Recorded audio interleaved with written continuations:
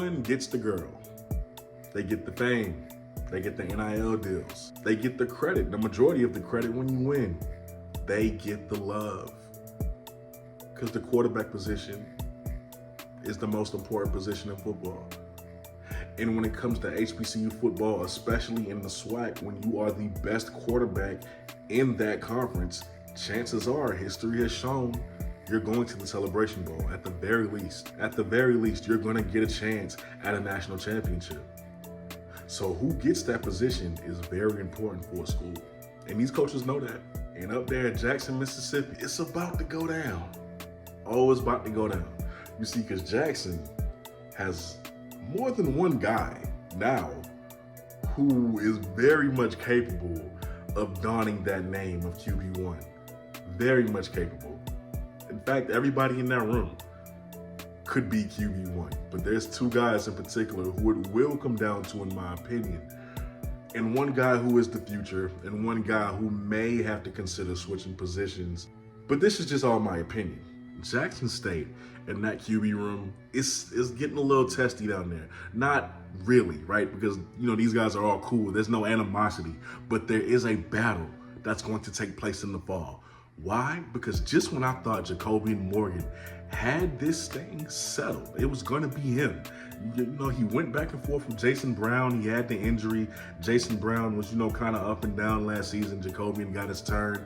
He was very impressive. You thought you had something to build upon. Jacobian was very impressive, all right? He's a 6'4", 227-pound quarterback. He's very big, a guy with a very big arm who's very athletic, can really make things happen with his legs. And you just said to yourself, man, a big statured quarterback with a huge cannon for an arm and a very talented runner, we could do a lot in this offense last year. Who knows? Man, had he been healthy, had he could have started earlier in the season, who knows where we'd be maybe. Jacobian Morgan, 10 touchdowns, 840 yards passing in just 6 games. You thought you had something to build upon, and you still do. You still do. But then came a guy, 2 guys really, 2 new guys. Dean Baricion, I hope I'm saying his name right, but I'm gonna just call him Dean, okay? And Cameron McCoy. Dean, being a freshman, I assume he is. I'm pretty sure he's a freshman. And Cameron, coming from Eastern Michigan. Now, of course, Zion McDonald is there as well, right? And even he had a really good season last year when he had his opportunities. He could run that offense too. He's just smaller. Still has an exceptional arm. Still very good, very shifty as a runner. You don't really want to chase Zion McDonald. But these 2 new guys, let's start with Dean. You see, Dean, a Rhode Island High School Player of the Year, a state champ. He has the best arm talent in that room right now. Dean has the best accuracy right now. Dean is insanely gifted throwing the football. And that is very evident in his tape. You see, it's very hard to evaluate quarterbacks, very hard. So sometimes you just have to trust your gut and understand that you could be wrong. But from what I see from Dean, it's not just the deep throws he made. A lot of guys who are very inaccurate, they can make deep throws when a receiver is just running straight downfield, and he's very fast and he has to defend the beat. You can just throw it up and let him go get it. It's the different types of throws that he made. It's the fact that I did not see one ball that was underthrown. I did not see one ball that was overthrown that the receiver had to get. It's the fact that that kid is a complete dot thrower.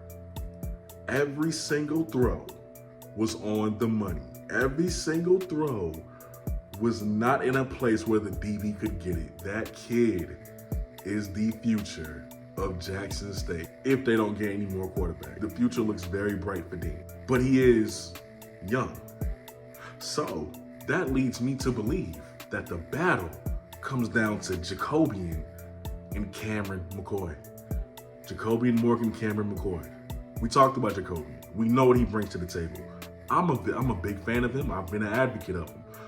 But Cameron McCoy ain't gonna make it easy. He will not make it easy on Jacobian. Cameron also appears to be a better runner, a faster runner than Jacobian. Arm talent, is he better than Jacobian? I don't think so. That's probably debatable. I haven't seen much big throws from him. And that could be the nod. But one thing's for certain, the battle is going to come down between these two. If I had to pick, if I had to put my money on it, if I had to go to Vegas and bet on the line, it's going to come down between those two. But if Cameron McCoy is behind that offense, whether it's Jacobian or him, you could expect big things to happen. I just know fireworks are going to happen with Cameron. Fireworks are going to happen. He's a nucleus. And it seems like he works very well when he's on the run and he has to make a throw.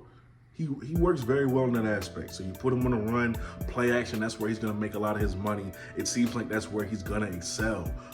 We'll see what happens with this battle. But Jacobian and Cameron, take your pick. And as a matter of fact, I want y'all to let me know down in the comments below, who do you have winning this? There's a competition. And I have to give TC credit because he's not resting on his laurels. As a matter of fact, one of the things that the previous coach did right at Jackson State is that he didn't rest on his laurels. Yeah, my wide receiver room is good, but I want to make sure it's better than good. I want to make sure that I'm continuously bringing in dogs. So if you like that, you're going to make it to the top no matter what. I'm not resting on my laurels. Too much ain't enough. Too much of anything ain't enough. That's the mindset that needs to be had with a lot of these positions. I commend TC for taking that approach because he could have just rested on his laurels and kept Jacobian Morgan as the starter, but you bring another guy in who is really good and you let them battle it out just to ensure going into next season with the opportunity that y'all have to get back to Atlanta, that nothing can get in y'all's way, that you really have the best team available to put on the forefront. So I'm excited for how this battle is going to go in the fall. Y'all let me know down below in the comment section who you have winning this battle. With that being said, if you would like to support the channel, you could donate right here. That would be very much appreciated. Remember, I am showing up to Jackson State. All right, I'm trying to start funding that trip. I'm coming to the FAMU game. All right, it's been a little minute. I can't wait to get back to the vet. But with that being said, let me know what else content y'all would want to see on the channel. I'll catch y'all next time. Love y'all. Be safe. I'm out. Peace. He's versatile. The grades prove it. Why was he let go from Alcorn? I don't understand it. But now you have Cam Smith, Isaiah Guthrie, and Robert McDaniels on the same field. And again, the thing with Cam Smith, I forgot to mention earlier, this kid is pretty much a hybrid. Pretty much a hybrid. If you want to put him at outside linebacker, I mean, you could. You really could. He's kind of a linebacker in a safety's body with the way that he hits. But you got all three of these guys in the secondary now, just looking dangerous. Just the support that you have in the secondary should be 10 times better than what you had last year. 10 times better. These are guys who are experienced. These are guys who are smart. These are guys who are not afraid to do what they have to do, who know what they have to do, where they have to be, and what they have to do on every single given play. The secondary should be much better. Y'all should be very excited about what you have at the safety position. So I, for one, just wanted to talk about this because I found it very interesting. And of course, aside from, Ken, Zoe, TD, Nook, it needs to be talked about in other spaces too, because this is very impressive. But Jackson State has people like to laugh at the misfortunes of Jackson State, so of course they aren't going to talk about what's good. So it has to be talked about somewhere else too.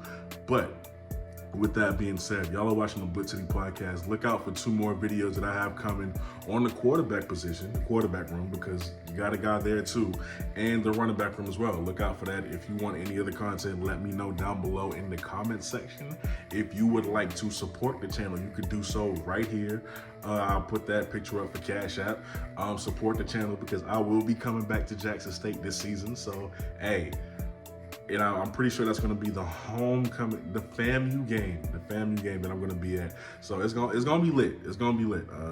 Can't wait to see y'all. But until then, look out for other videos. I'll catch y'all next time. I'm out. Peace.